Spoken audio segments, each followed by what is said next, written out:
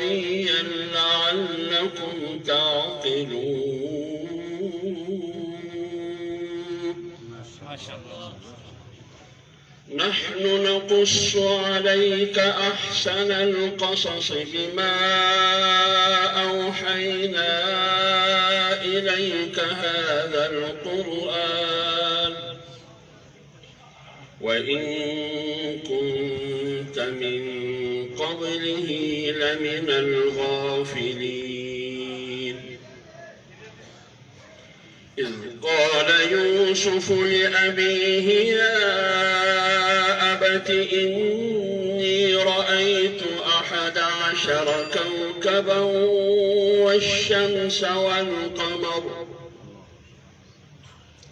والشمس والقمر رأيتهم لي ساجدين. قال يا بني لا تقصص رؤياك على إخوتك فيكيدوا لك كيدا إن الشيطان للإنسان عدو مبين. وكذلك يجتبيك ربك ويعلمك من تأويل الأمور ويتم نعمته عليك وعلى آل يعقوب كما أتمها على أبويك من قبل إبراهيم وإسحاق إن ربك عليم حكيم. لقد كان في يوسف وإخوته آيات للسائلين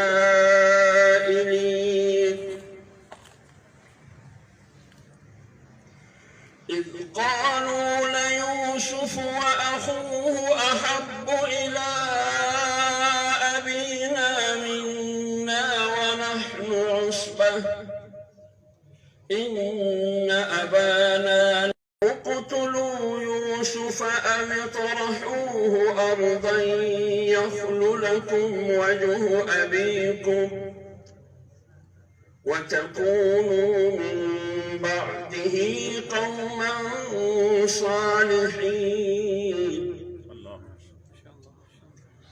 قال قائل منهم لا تقتلوا يوسف وألقوه في غيابة الجب يلتقطه بعض السيارة إن كنتم فاعلين. قالوا يا أبانا ما لك لا تأمنا على يوسف وإنا له لناصحون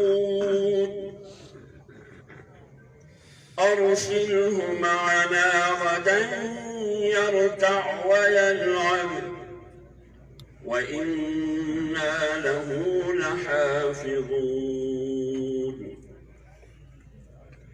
قال إني ليحزنني أن تذهبوا به وأخاف أن يأكله الذئب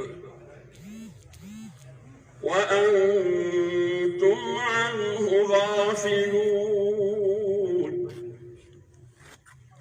قالوا لئن أكله الذئب ونحن عصبة إنا إذا لخاسرون. فلما ذهبوا به وأجمعوا أن يجعلوه في غيابة الجب وأوحينا إليه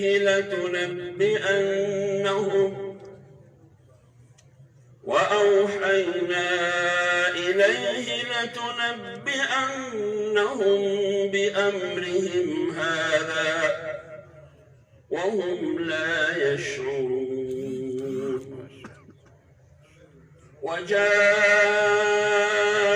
وجاءوا أباهم عشاء يبكون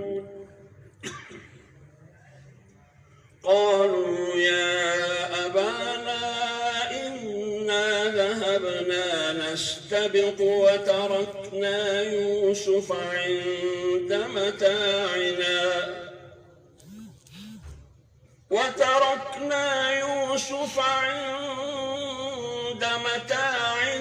فأكله الذئب وما أنت بمؤمن لنا ولو كنا صادقين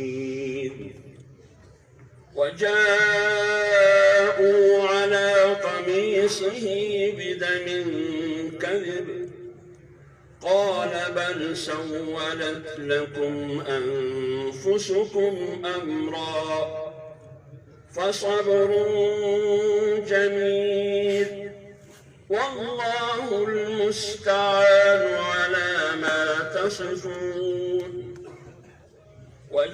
وجاءت سيارة فأرسلوا واردهم فأدلى دلوه قال يا بشرى هذا غلام وأسروه بضاعة والله عليم بما يعملون وشروه بثمن بخس دراهم معدودة وكانوا فيه من الزاهدين